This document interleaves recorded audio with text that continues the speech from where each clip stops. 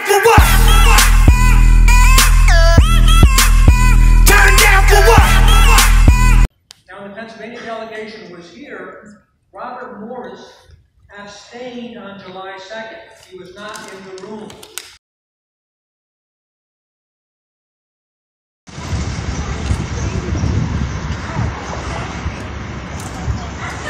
We're going on a bus tour now, guys. So we're just trying to get to the bus.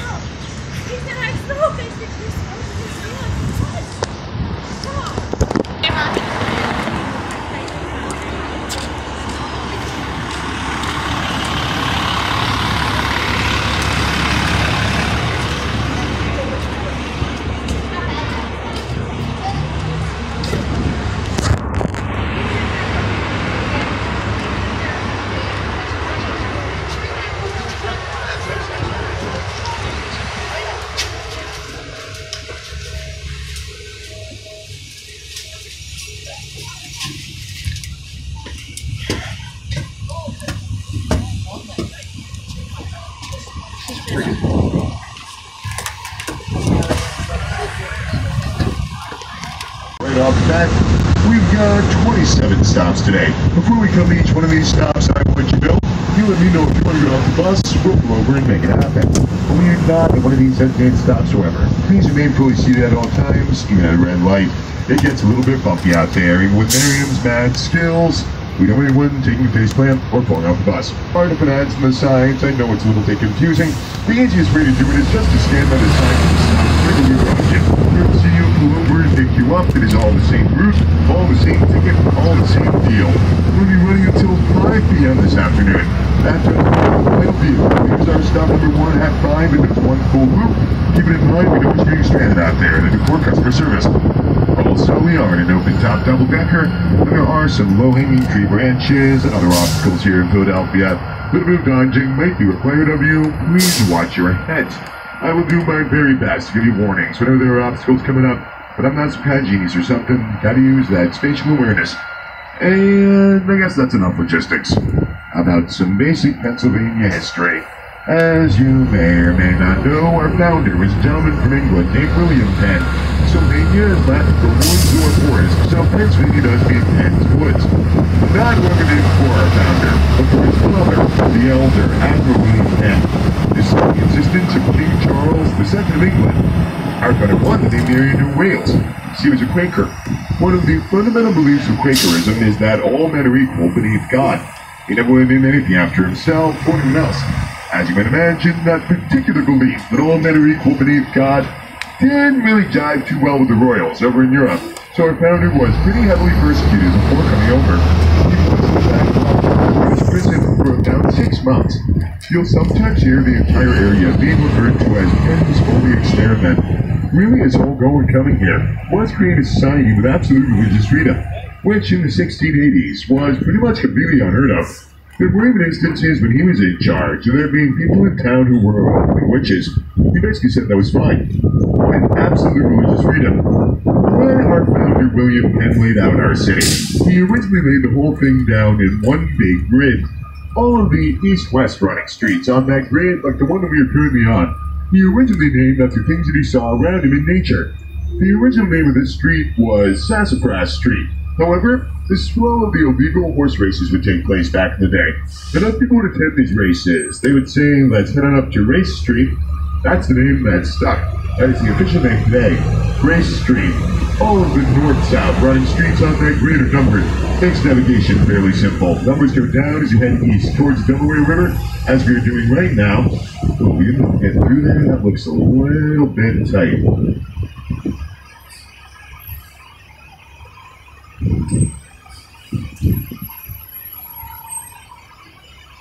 Nicely done, Miriam. You are a surgeon.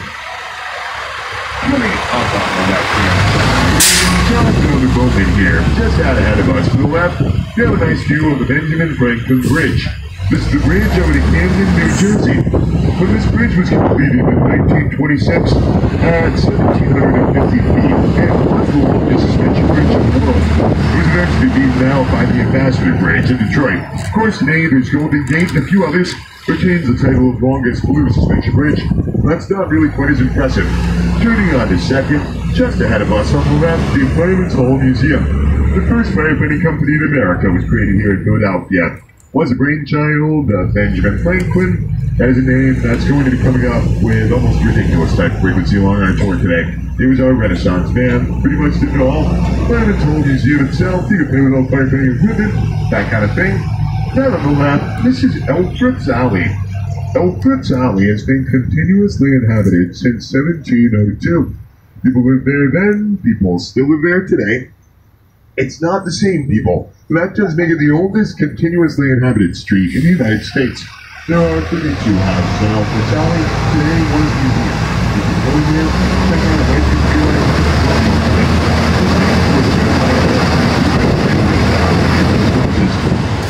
The prices in Elfrid's Alley have gone up just a little bit over the course of the past 300 years. Today, if you wanted to live there, you'd be looking at dropping somewhere in the vicinity of $600,000. So it's a little bit pricey just back there. Especially when you consider the fact that now one of those houses is wider than 19 feet. Out ahead of us, and slightly to the right, where all those arrows are pointing, the Grossman Furniture Building used to be a boarding house. For about a year and a half, it was the home to Edgar Allan Poe. He lived there with his wife and cousin. There was plenty of room, but they were the same person. We're coming up on stop number 2 at Betsy Ross House. Today we're going to stop 2. I think we are good. Betsy Ross House on the right-hand side. Betsy, an interesting character in American history. Generally credited with sewing the first American flag. We're not actually certain how she did that. We know that she was a seamstress. We know that she knew George Washington from the other side of the pocket. But we're not 100% on that very first flag. First stories of that really came from her grandson. And I think we're going to be good on that one.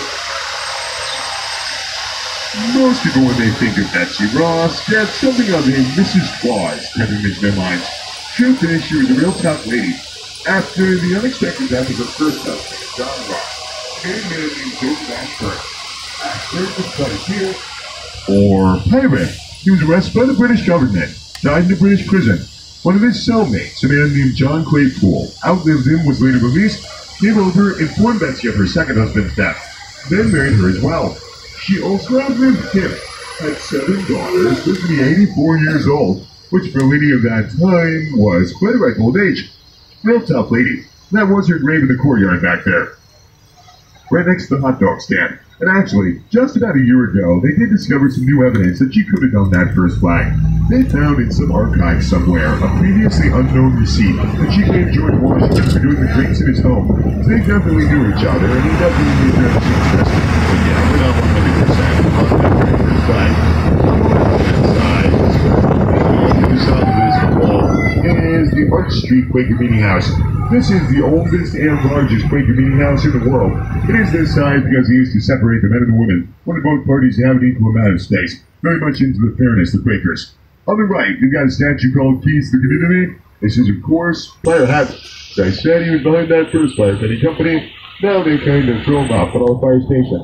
Ahead of us, to the left, is a plaque on the side of the Wyndham Hotel with a picture of Benjamin Franklin. You know what to do with the Wyndham Hotel? That was the site on the first university in Pennsylvania, the University of Pennsylvania. He was pretty heavily behind that project as well. Just ahead of us on the right, this black and gray building is the U.S. Mint. It's the largest U.S. Mint. Capable of producing 1.8 million coins per hour. If you have any change in your pocket, there's always a real good chance you can pull out a coin, look on the face side, and find a little key on there. But you know, there's this building. There's really top on the left. It's just another building. There are a lot of things right here. Among them, Benjamin Franklin. All the way down by the end of this wall, on the left, behind these 3 iron bars, this is Ben Franklin's grave. This is also our stop number 3. Then we'll go to the Christchurch burial ground. I think we're good, but we got some folks joining us.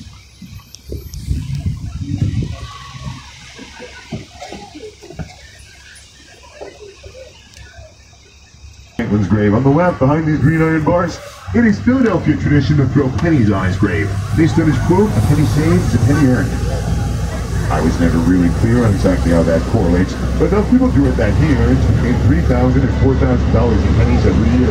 All that money goes directly to the unregistered burial ground. Coming up on the right-hand side is our stop number 4 at the National Constitution Center. So we're going to stop 4. I think we're good on that one as well. The National Constitution Center is a museum which is entirely dedicated to that document for which it is named. Mainly geared towards kids, but good for any history buffs. Lots of interactive exhibits. You can vote for your favorite president of all time, find out when you would have gotten the vote, that kind of thing. The original Constitution is not in the National Constitution Center, that is down in D.C. in the National Archives. Just behind us, on the left, that red brick building we passed the last corner is the Free Quaker Meeting House. Another fundamental belief of Quakerism is pacifism. This was simply an issue. When the American Revolution broke out, those Quakers had decided to stick to the pacifism and refused to fight in that war to those Orthodox Quakers. Those who broke off and fought called themselves the Free Quakers. That was their original meeting house. Now 211 first. Then on the right, the Federal Reserve Bank of Philadelphia. The man does the coins, the man does the bills. Take a tour of this bank. It's called Money in Motion. At the end of that tour, they'll give you what they call a blink bag. That's a bag full of money. Catches and shredded, they don't supply tape. There's also where money comes to die, when no longer fit in circulation. On the right, the African American Museum in Philadelphia. That sculpture out front is the 13 Whispering Bells of Freedom. That stands as a memorial to Crispus Attucks, who is a free black man that died at the Boston Massacre. He was actually the very first person to die at the Boston Massacre.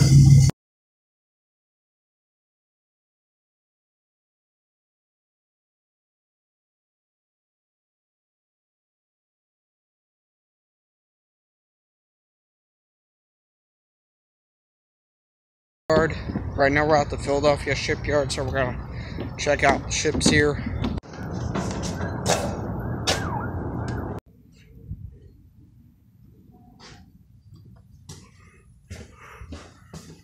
Looks pretty cool in here. Nice dining room. I can't go in there. Engine room.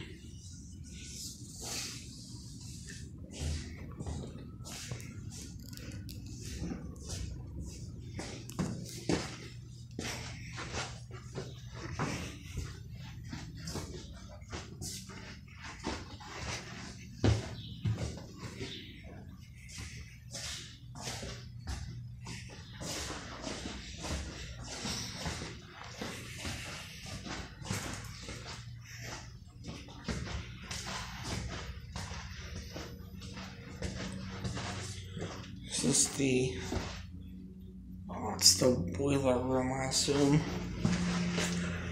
What is this? Bunk room, I guess, because I see that. Let's go up here.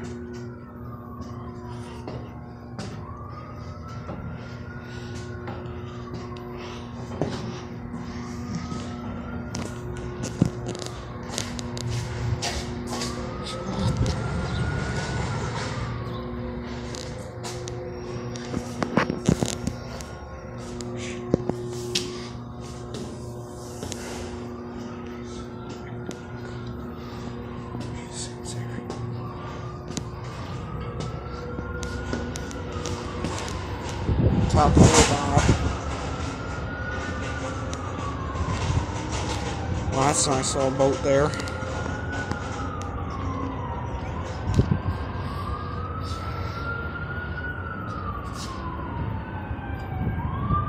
This thing's locked, I think. Yeah, you can't turn it. I'm not going to even screw around with it.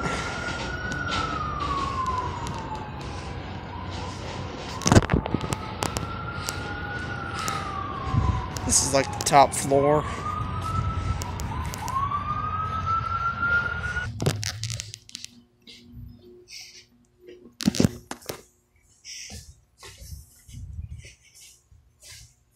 Looks like a kitchen.